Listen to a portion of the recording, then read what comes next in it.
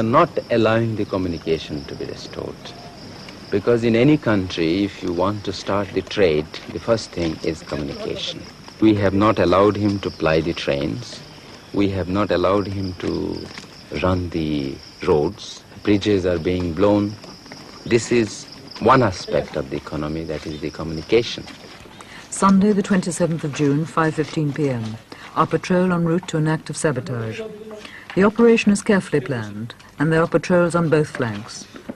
Our group paused to finalize their plans at a disused railway station on the main line between Chittagong and Camilla. ভাঙ্গা ব্রিজটা আছে district boarder ওই সাইডে আরেকটা section যে পাইলনটা blow of করা হবে সেই পাইলনের পিছনে ওখানে আর আরেকটা রাখবেন এইদিকে লেফট সাইড ওই এক্সপ্লোসিভ নিয়ে যে পৌঁছে যাব তারপর সঙ্গে সঙ্গে আমরা সবাই রওনা দিয়ে দেবো হ্যাঁ আচ্ছা তোমার টাস্ক দিছে বুঝছো তো শোনো ডিস্ট্রিক্ট বোর্ডের রাস্তাটা আছে না রাস্তার ওখানে পজিশন নিয়ে থাকবে Mandabag railway station, a mile and a half from their objective, a pylon carrying electricity to Camilla. I had no way of knowing how effective the Mukti Forge were being, as I had not been on the other side with the West Pakistanis. But on Saturday, a Times correspondent who is with the other side reported. The railway running along the frontier from the port of Chittagong through Camilla to Sylhet and serving Dakar en route has been cut for more than 2 months. The main span of a bridge at Feni, south of Camilla, was dynamited expertly and has yet to be repaired. Other road and rail bridges in the area have been put out of use temporarily. Savage reprisals are usually taken by the army against the nearest villages.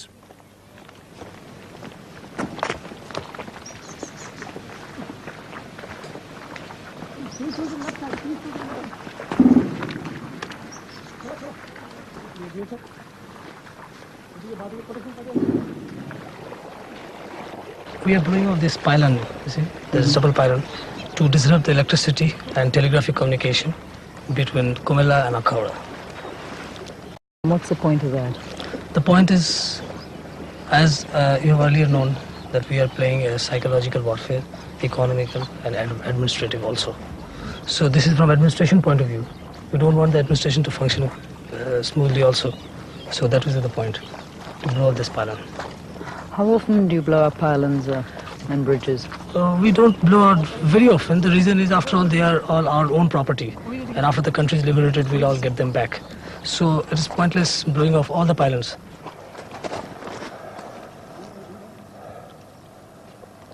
It's already time, huh? They have started off with the job, isn't it? Come on. Take it, sir. BSF protection party ওদিকে লাগছে তো? তো এই পাইলনটা safe তো এদিকে? Bridge লাগবে না, ready আছে, অনেক দেরি আছে, তাড়াতাড়ি করতে তো না, বৃষ্টি আসতেছে।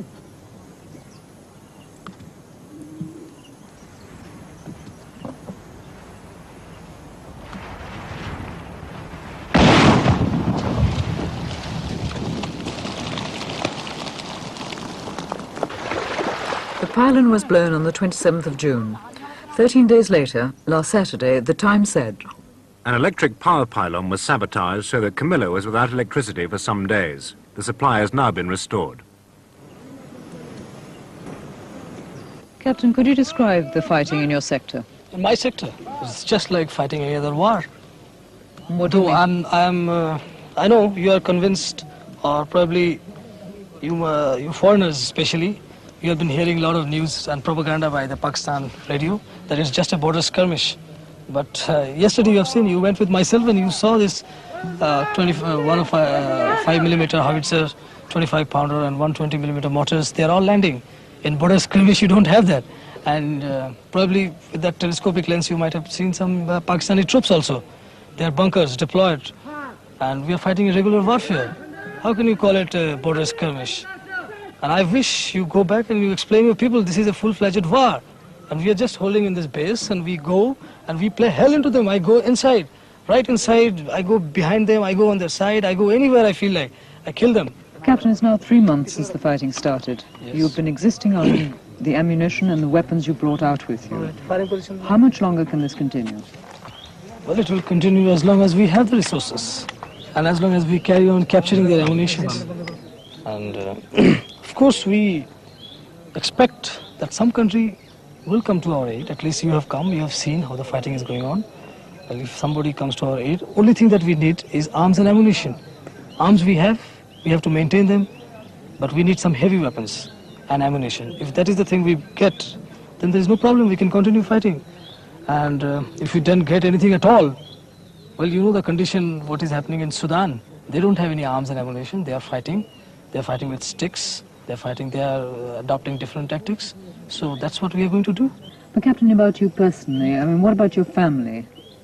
But my family, in fact, I don't know what is happening to them. I have given up because I have seen the fate of other families.